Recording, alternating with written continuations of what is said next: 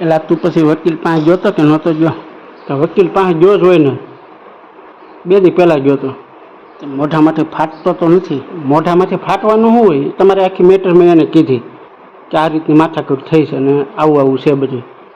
તો મને કે ફટાફટ કેસ દાખલ કરી દો તમે, ફી થાય મારી 40,000 જેવી, બરાબર? તમે કેસ જીતેલા છો.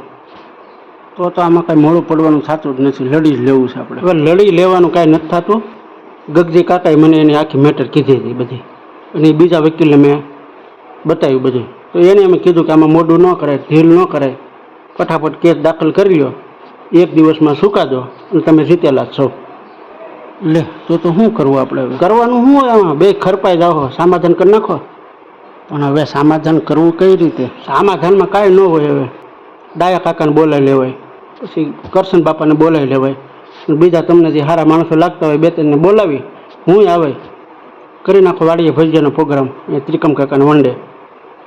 બસ આ સમાધાનમાં એટલું જ હોય, આમ જ હોય, એમ જ હોય ને. એમાં પછી 2 ભાઈ હાથ મેળવી લેવાના, દાંત કાઢવાના, કરી નાખવાનું. આમાં શું હોય સમાધાનમાં?